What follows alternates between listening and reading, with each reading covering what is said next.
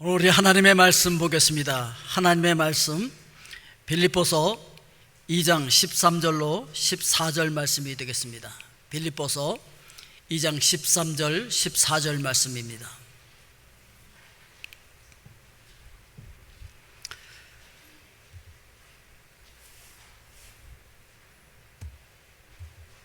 우리 함께 합독하도록 하겠습니다. 너희 안에서 행하시는 이는 하나님이시니 자기의 기쁘신 뜻을 위하여 너희에게 소원을 두고 행하게 하시나니 모든 일을 원망과 시비가 없이 하라. 아멘. 오늘 마음의 소원을 이루는 비결이라고 하는 제목으로 함께 은혜 나누기를 원합니다. 오늘 여러분들의 마음의 소원이 다 이루어지실 수 있기를 주의 이름으로 축복드립니다. 우리가 지난 주일날 미래가 현재를 이끌게 하라라고 말씀을 드렸는데 기억이 나시나요? 기억이 안 나실까봐 제가 먼저 이렇게 요약을 해드리려고 합니다. 자, 내 현재를 그냥 살기에 바빠고 하다 보면 현재가 미래를 결정해 버리니까 우리 신앙의 사람들은 그게 아니라 미래가 하나님께서 약속해 주신 그 미래가 현재를 이끌게 해야 되는데 그 대표적인 인물이 아브라함이었다라고 했잖아요. 아브라함은요, 하나님과 늘 말씀을 나눴어요. 하나님께서 말씀해 주시고 그거 아니야, 별들의 하늘의 별처럼 되게 할 거야, 아니 걔 아니야, 그러면서 늘 하나님께서 말씀하시잖아요. 그 약속의 말씀을 붙들고 늘 기도해요. 또 아브라함이 기도하잖아요, 늘 하나님 앞에. 자, 기도하면서 하나님께서 약속해 주신 그 언약의 말씀을 믿었더니 그것을 의로 여기셨다. 그래서 아브라함은 현재가 미래를 결정한 것이 아니라 미래가 현재를 이끌고 가게 했다라고 말씀을 드렸잖아요. 오늘 여러분들도 하나님께서 언약해 주신 그 언약의 약속의 말씀을 부여잡고 기도함으로, 기도한 것은 받은 줄로 믿는 여러분들이 됨으로 말미암아 그 미래가 현재를 이끌고 가는 하나님의 백성들 되실 수 있기를 주의 이름으로 축복드립니다. 그래서 이 미래에 완성될 하나님의 기쁘신 뜻을 우리가 바라봐야 하는데, 그러기 위하여서는 뭘 생각해야 되느냐면 하나님께서 우리와 함께 하신다라고 하는 것을 기억을 해야 돼요. 우리가 살아가다 보면은 때때로 나 혼자야 이렇게 느껴질 때가 있잖아요. 아무도 내 편이 아니야, 내 주변에 아무도 없어, 이렇게 생각하면서 외로움을 느낄 때가 있습니다. 아무도 나를 위로해 주지 못한다고 생각되어질 때, 도대체 어떻게 해야 할지 답을 알지 못할 때, 그때 그런 상황 가운데서도 하나님께서 우리와 함께 하신다는 걸 기억해야 된다고, 복음을 복된 소식이라고 하잖아요. 기쁜 소식. 그 복음서 제일 첫 번째 하나님께서 우리에게 말씀해 주신 것이 무엇이냐면은 임마누엘이에요. 하나님께서 우리와 함께 하신다. 같이 읽어볼까요? 보라, 처녀가 잉태하여 아들을 낳을 것이요 그의 이름을 임마누엘이라 하리라 하셨으니 이를 번역한즉 하나님이 우리와 함께 계시다 함이라. 우리에게 첫 번째 주신 복음서 첫 번째에 이 하나님께서 우리와 함께 하신다는 것이 복음이다라고 하는 것을 말씀을 해주시면서 이 복음서를 마무리하면서 또 마지막에 어떻게 말씀하시냐면은 하나님께서 우리와 함께 하실 것을 또 약속을 하세요. 이거를 수미상관 구조라고 하잖아요. 그래서 중요한 것을 앞뒤로 이렇게 배치한 것을 수미상관 구조라고 이야기하는데, 이것도 우리 같이 한번 읽어볼까요? 내가 너희에게 분부한 모든 것을 가르쳐 지키게 하라. 볼지어다 내가 세상 끝날까지 너희와 항상 함께 있으리라 하시니라. 아멘. 그래서 복음을 시작하면서 그리고 마무리하면서 이 마태복음에서는 하나님께서 우리와 함께 하신다고 하는 임마누엘을 말씀하고 있는 거예요. 여러분, 혼자라고 생각할 때 혼자가 아닌 것을 기억하실 수 있기를 주의 이름으로 축복드립니다. 늘 하나님께서 나와 함께하고 계신다라고 하는 것이죠. 그래서 우리 가운데 계시고 우리를 떠나지 아니하시는 하나님, 우리 눈에 보이는 현실과 우리가 처해 있는 그 상황과 앞에 있는 문제들만 보면은요, 앞이 캄캄하고 아무도 내 편이 아닌 것 같고 아무도 나를 위로해 주는 것 같지 않아도, 그때에도 하나님께서는 우리와 함께하고 계신다고 하는 사실, 우리가 혼자가 아니라고 하는 사실을 성경은 우리에게 가르쳐주고 있습니다. 그러니까 우리의 마음이 기쁠 때도, 또는 우리 마음이 슬플 때도, 또는 우리가 힘들어할 때도, 우리 마음이 좋을 때나 나쁠 때나 언제든지 하나님께서는 늘 우리를 떠나지 않고 우리와 함께 하시는 줄로 믿습니다. 그분은 말씀하신 것은 반드시 지키시는 분이에요. 그분은 성실하신 분이에요. 신실하신 그 하나님께서는 말씀하신 것 반드시 지키셔요. 볼지어다 내가 세상 끝날까지 너희와 항상 함께 있으리라 말씀하신 그 하나님께서 여전히 우리와 함께하고 계신 줄로 믿습니다. 자, 그래서 이사야서 41장 10절 말씀에서 이렇게 말씀하고 있습니다. 우리 같이 읽어볼까요? 두려워하지 말라, 내가 너와 함께함이라. 놀라지 말라, 나는 내 하나님이 됨이라. 내가 너를 굳세게 하리라. 참으로 너를 도와주리라. 참으로 나의 의로운 오른손으로 너를 붙들리라. 아멘. 아무리 힘들고 어렵고 이해할 수 없는 절망적인 상황 가운데 있다 할지라도 그때도 하나님께서 우리와 함께 하시기 때문에 두려워하지 말라라고 말씀하고 있는 거예요. 하나님께서 내가 너를 굳세게 하리라, 내가 너를 붙들어 주겠다, 이렇게 말씀하고 있다는 것이죠. 그렇기 때문에 인생을 포기하지 마십시오. 뒤로 물러가지 마십시오. 왜냐하면 하나님께서 여러분들 붙드시고 함께 일하고 계신다고 하는 사실을 기억을 해야 합니다. 우리 안에서 행하시는 하나님께서 도대체 우리 안에서 무엇을 행하신다는 것일까요? 그것은요, 우리에게 소원을 두시고 행하신다 그래서 우리에게 소원을 주시는 하나님이에요. 오늘 하나님께서 여러분들에게 소원을 주실 줄로 믿습니다. 우리에게 소원을 두고 행하시는 하나님, 자기의 기쁘신 뜻을 위하여 너희에게 소원을 두고 행하신다라고 말씀하시는데, 여러분 영적 비전어리들은요, 방향성 없이 열심히 그냥 살아가는 것이 아니라 분명한 소원을 가지고 그 소원을 향해서, 그 방향을 향해서 살아가는 사람들이 바로 영적인 비전어리들이다, 이렇게 이야기할 수가 있는 것입니다. 그 동화책에 보면 세 가지 소원이라고 하는 동화책 많이 보셨죠? 이거 이제 버전이 뭐 여러 가지가 나와 있는데 이런 버전 하나 소개해 드릴게요. 노 부부가 천사로부터 세 가지 소원을 말할 수 있는 기회를 얻게 돼요. 자, 그런데 할아버지가 무심코 소세지를 먹고 싶다 그러는 바람에 소세지가 탁 튀어나왔잖아요. 그러니까 아니 귀중한 기회를 소세지로 그냥 날려버린 이 할아버지한테 할머니가 너무 화가 나갖고 그놈의 소세지 영감 코에나 갖다 붙여라 그러는 바람에 그 소세지가 그 영감 코에 갖다 붙어버렸어. 그래갖고서 이거 뭐 뗄래야 뗄 수도 없고 뭐 어떻게 해요. 그래서 할 수 없이 마지막 소원으로 저 소세지 떼게 해주세요. 이래가지고 그냥 소세지 하나 먹는 걸로 끝났다. 그 귀한 기회를 날려버렸어. 만약에 하나님께서 여러분들에게 찾아오셔서 소원 세 가지 말해, 내가 들어줄게. 그럼 여러분 소원 뭐라고 말씀하실 것입니까? 아, 이게 소원을 안 물어봤을지 나 소원 많지 뭐 이렇게 생각하지만, 오늘 이 노 부부처럼요, 소원이 준비가 안 됐어. 그렇게 막 말하다가 그냥 그 귀중한 기회를 다 날려버리는 사람들이 우리 중에 수없이 많다는 사실을 우리가 기억을 해야 된다라고 하는 것입니다. 왜냐하면 대부분의 사람들이 자기 소원을 정확하게 잘 몰라요. 그래서 자기 소원을 정확하게 말할 줄 아는 사람들이 그렇게 많지 않아요. 지금 한번 생각해 보십시오. 난 하나님께서 소원 말해봐, 그럼 난 뭐라고 말하지? 한번 생각해 보십시오. 그런데 그 소원이 구체적이어야 한다라고 하는 거예요. 그냥 막연하면 안 돼요. 하나님께서 우리의 마음의 소원을 들어주시고 우리가 진정으로 행복한 삶을 살기를 원하세요. 그래서 우리 마음의 소원은 그것이 구체화되어져야 되는데, 구체화되어지지 않는 소원은 소원이라고 할 수 없어요. 그건 이루어져도 이루어진 줄도 몰라. 왜? 구체적이지 않았기 때문에 그런 것이죠.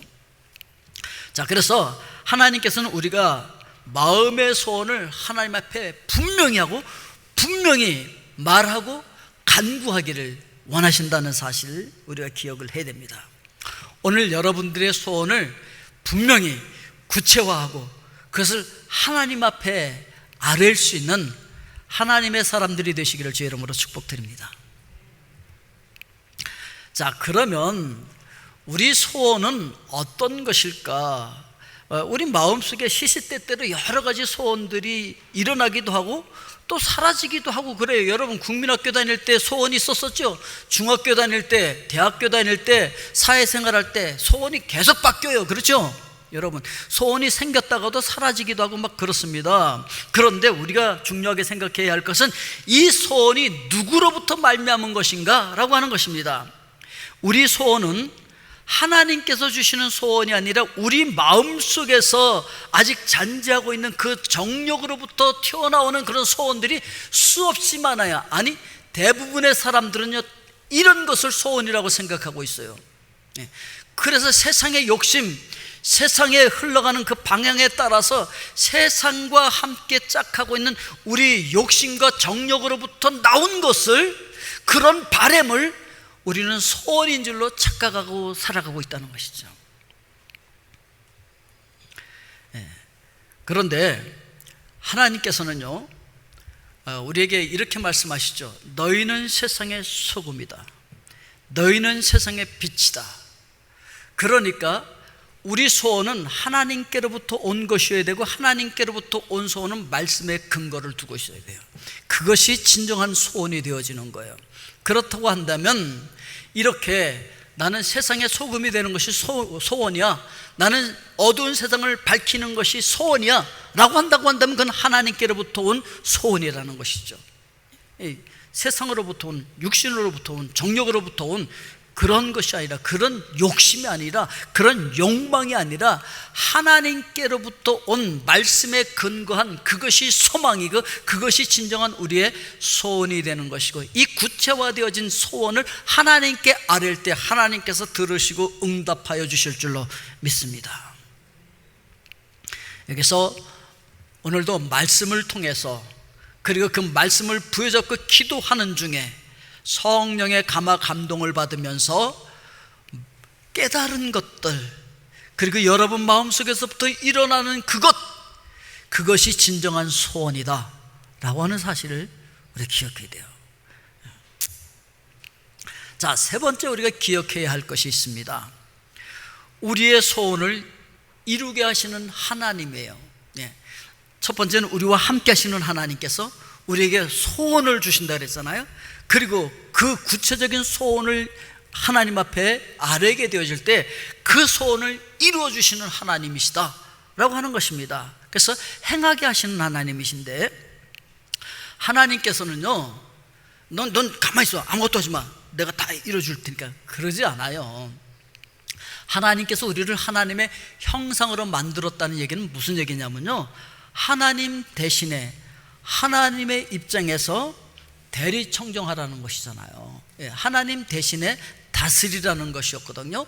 그래서 하나님께서는 오늘 우리를 불러서 소원을 우리 마음속에 주시고 그 하나님의 일을 이루게 하시기를 원하시는 거예요. 즉 하나님이 기뻐하시는 뜻, 하나님의 일, 하나님의 나라의 일, 그것을 이루게 하시기 위해서 우리 마음속에 소원을 주신다는 거예요.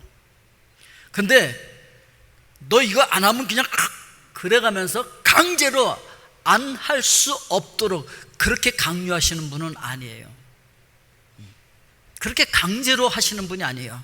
하나님은 우리에게 자유의지를 주시고 그 자유의지를 가지고 우리가 스스로 할 수 있도록 우리 마음에 그런 마음을 불러일으키시고 그런 소원을 주시고 그 감동해 주셔서 우리가 감동돼서 스스로 하도록 그렇게 역사하시는 하나님의, 그렇게 해서 우리 소원을 이루어 가시는데, 하나님께서 우리에게 주신 소원은 누구의 뜻이기도 하냐면 하나님의 뜻인 거예요. 그게. 그래서 그것을 하면 어떻게 되어지냐면 우리 하나님 아버지께 영광이 돌려져요. 그래서 하나님의 영광을 위해서 살다 보면 우리에게 있는 소원도 이루어진다 라고 하는 것을 우리가 기억을 해야 됩니다.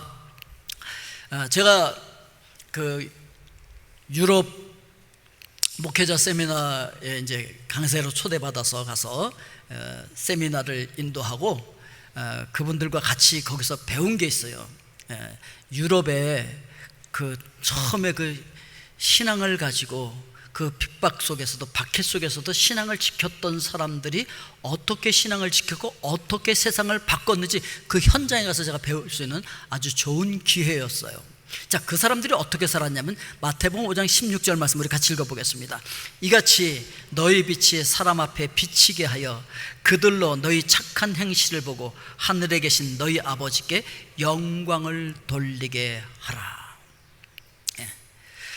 초대교회적인 그 영성을 회복하자라고 하는 주제로 이제 이 세미나를 했었었는데, 그곳에 초대교회 성도들과 그 처음 그 종교개혁과 그 당시에 성도들이 어떻게 신앙생활을 했었는지를 우리가 거기서 배울 수가 있었는데, 부르신 곳에서 그들이 세상의 빛이 되고 세상의 소금이 되었더라라고 하는 것이죠. 그러니까 그들이 세상을 바꾸려고 한 것이 아니었는데 세상이 바뀌더라 라고 하는 것을 목격할 수가 있었습니다.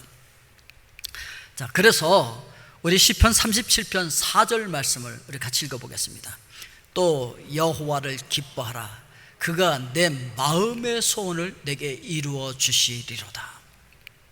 어떻게 하면 마음의 소원이 이루어진다고요? 여호와를 기뻐하면 우리 마음의 소원이 이루어진다, 이렇게 이야기하고 있어요. 근데 여호와를 기뻐하는 사람들은요, 세상의 욕망이나 욕심을 따라서 이것이 내 소원이에요 이렇게 얘기하지 않습니다. 말씀에 근거해서 하나님의 뜻대로 세상의 소금이 되어지고 세상의 빛이 되어지는 것, 그래서 하나님께 모든 영광이 올려지는 것, 이것이 그 마음의 소원으로 갖고 있고, 그래서 열심히 살아가다 보니까 세상을 바꾸고 세상에 거룩한 영향력을 미치는 그런 하나님의 사람들이 되게 되어지더라 라고 하는 것입니다. 자, 이 프랑스에서 위그노 대학살이 일어났는데 그 프랑스의 개신교들을 가리켜서 위그노라고 이야기합니다. 그런데 이들이 예배 중에 무방비 상태에서 살육을 당합니다. 그래서 바시 학살이라든지 하룻밤에 10,000명 이상 살해된 바돌로메 대학살, 뭐 이런 것들이 막 일어나고 그런 핍박을 받고 있을 때 앙리 4세가 낭뜨 칙령으로 말미암아 위그노 박해가 종식되어지는 줄 알았어요. 그래서 종식되는 줄 알고 마음 놓고 막 예배를 드리고 있는데 갑자기 쳐들어와서 막 다 죽이는 그런 위그노들의 혹독한 박해가 절정에 도달하고 있을 그때 그들은 어떻게 했느냐, 숨어 살면서 산속에 동굴 속에 숨어 살면서도 학교를 운영하는데 그 학교에서 뭘 가르치냐면은 성경을 가르치는 거예요. 성경. 제가 가서 이게 직접 찍었어요. 그들이 공부했던 그 교실에 들어가서 성경도 찍고, 그들의 교재였어요. 이렇게 열심히 가르치고 있었었는데, 그들은요, 공부를 할 때든지 일을 할 때든지 모든 영광을 하나님께, 무엇을 하든지 하나님께 영광을 돌려드리기 위해서 예배하는 마음으로 그 일을 하더라는 것이죠. 그래서요, 그 당시에 있었던 많은 그 농노들, 그러니까 이제 그 일꾼들이죠. 그 사람들이 그 노예와 마찬가지로 일을 하고 있는데, 그들과 여러분, 그 노예들의 노예 습성이라는 거 아시죠? 노예들은 절대적으로 자발적으로 일하지 않잖아요. 열심히 뭘 할 필요도 없잖아요. 그렇잖아요? 시간만 대충 때우면 되는 거잖아요. 그런데 말이죠, 이상한 사람들이 나타난 거예요. 그 이상한 사람들이 누구냐면 위그노들이에요. 그러니까 개신교인들이었는데 그들은 누가 보든지 보지 않든지 간에 상관이 없어. 왜냐하면 그 일을 통해서 하나님 앞에 예배하는 것이었고, 그 일을 통해서 하나님 앞에 영광을 돌리기 위해서 그 일을 하고 있었기 때문에 전혀 다른 거예요, 이거. 그런 신앙인들이 나타난 거예요. 그러다 보니까 그 일이 얼마나 잘 되겠고 얼마나 기술이 축적되겠습니까? 그들이 숨어서 그 예배드렸던 그 동굴도 한번 들어가 봤거든요. 들어가는 입구는 너무 좁아서 이렇게 막 겨우 숙여 들어가는데, 들어가면 이렇게 넓어요. 이 넓은 곳에서 그들이 모여서 예배드렸었는데, 그곳에서 우리가 함께 찬양도 했었거든요. 우리 함께 찬양해 볼까요? 환난과 핍박 중에도 성도는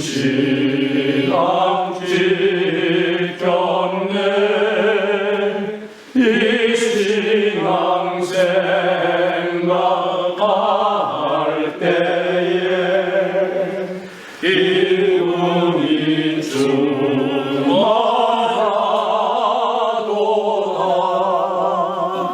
성도의 신앙 따라서 죽도록 충성하겠네.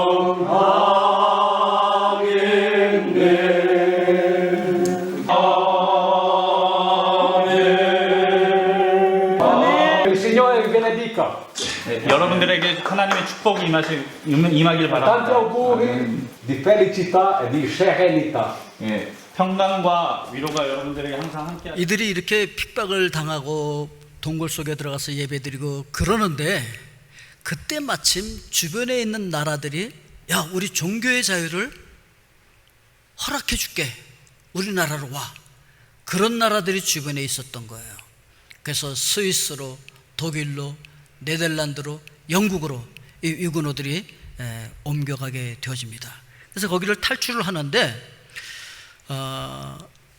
그 축적의 시간이라고 하는 그 서울대 교수들 여러 명이 쓴 책이 있어요. 이 책에 보니까 그 위구노들이 하나님 앞에서 일을 하다 보니까 일 자체가 예배였고 이로 인해서 기술이 축적이 됐는데, 그러잖아요. 대충 하는 사람과 온 정성을 다해서 하나님 앞에 예배드리는 마음으로 그걸 하니까 얼마나 기술이 축적되겠어요. 그 기술이 축적된 사람들이 흩어져 간 거예요. 그래서 그들이 가서 한 일이 뭐냐면은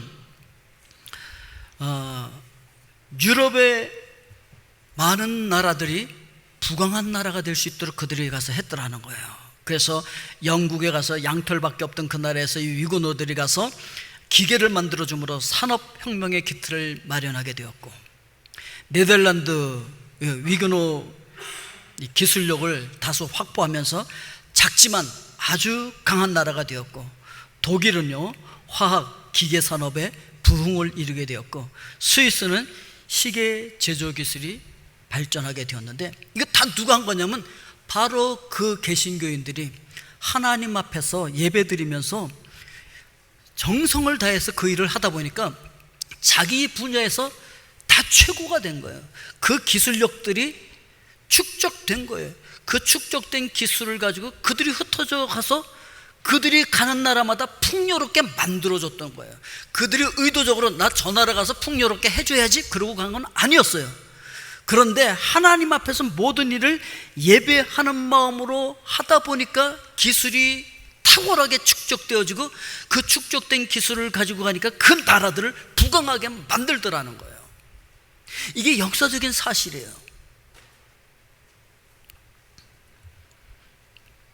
그래서 오늘 우리가 하나님 앞에 예배하는 마음으로 그 일들을 감당하고 있다면 어느 곳에든지 탁월한 엔지니어가 될 수 있고 탁월한 지식인이 되어질 수 있다는 거죠. 역사적인 사실이 그러하더라는 거죠. 그리고 성경이 그것을 증명하고 있다는 것이죠.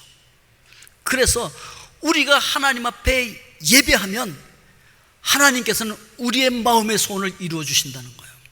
우리를 행복하게 만들어 주신다는 거예요. 그런데 이걸 순서를 거꾸로 하면 안 돼요. 행복해지기 위해서 신앙생활 해야지, 행복해지기 위해서 예배드려야지가 아니라 하나님께 모든 영광을 돌려드리기 위해서 하나님 앞에 예배하는 마음으로 그 일을 했더니 우리 소원이 이루어지고 우리가 행복하게 되어지고, 나만 풍요로워지는 것이 아니라 내 주변에 있는 사람들과 그 나라 전체를 거룩하게 바꿔버리고 풍요로운 나라, 강한 나라로 만들어가더라 라고 하는 것을 이야기하고 있는 거예요. 우리 남한도요, 이제 호국 보훈의 달인데, 우리 남한도 잘 살게 된 이유 중에 하나가 뭔지 아십니까? 여러 가지 이유 중에 하나가, 북한에 옛날에는요 북한이 훨씬 잘 살았었어요. 엄청 잘 살았다고요. 모든 공장 90% 이상이 다 북한에 있었고요. 북한이 잘 살았었어요. 그런데 말이죠, 신앙의 박해가 일어남으로 말미암아 신앙인들이 전부 남쪽으로 내려온 거 아시나요? 생명을 걸고 예배하던 자들이 다 내려왔어요. 그리고 그들로 말미암아 이루어진 것들이 얼마나 많은 우리 경제 성장과 이 성장을 이루게 했는지 모릅니다. 그래서 우리 남한이 잘 살게 된 이유 중에 하나가 그들이 내려와서 그런 거예요. 유럽에 많은 나라들이 잘 살게 된 것이 위근호들이 가서 그 나라들을 풍요롭게 만들었고, 똑같은 그 역사를 우리도 갖고 있다는 사실을 우리가 기억을 해야 된다라고 하는 것입니다. 자, 그래서 우리 적용을 한번 해보도록 하겠습니다. 이 성은요, 프랑스 남부에 있는 에그모르트에 있는 콩스탕스 탑인데, 이걸 마지막에 제가 여러분들에게 보여드리는 이유는 여기에 위근호들이 갇혀 있었어요. 위근호들이 갇혀 있던 감옥인데, 그들은 이곳에서 하나님을 찬양하고 예배하면서 신앙을 지켰었습니다. 그리고 그들이 가는 곳곳마다 세계를 풍요롭게 변화시키는 하나님의 사람들이 되었고, 정말 세상에 빛과 소금이 되는 삶을 살았더라 라고 하는 것입니다. 우리도 그렇게 살기 위해서 어떻게 해야 할까요? 매 순간 하나님을 의식하라는 것이죠. 이 사람들은 늘 하나님을 의식하고 살았어. 어떤 일을 하든지 그걸 하나님 앞에서 했어. 예배하는 마음으로 그 일을 했어요. 그리고 말씀에 근거를 둔 분명하고 구체적인 소원을 우리가 가져야 된다는 거예요. 말씀에 근거가 없는 것은요, 이거는 세상의 욕심이고 욕망이에요. 말씀의 근거를 가지고 있는 분명한 소원을 가져야 할 줄로 믿습니다. 그것이 무엇입니까? 바로 임마누엘의 신앙으로 우리 일이 예배가 되게 하는 것이고, 그래서 세상의 빛과 소금으로 드러나는 것이고, 그렇게 해서 하나님께서 주신 마음의 소원을 이루고 풍요롭게 하는 복의 근원이 된다고 하는 것입니다. 오늘 그렇게 함으로 말미암아 여러분들의 마음의 소원들이 이루어지고 여러분들로 인하여서 주변 사람들이 행복해지는 역사가 일어날 수 있기를 주님의 이름으로 축복드립니다. 기도하겠습니다. 사랑의 아버지 하나님, 그렇습니다.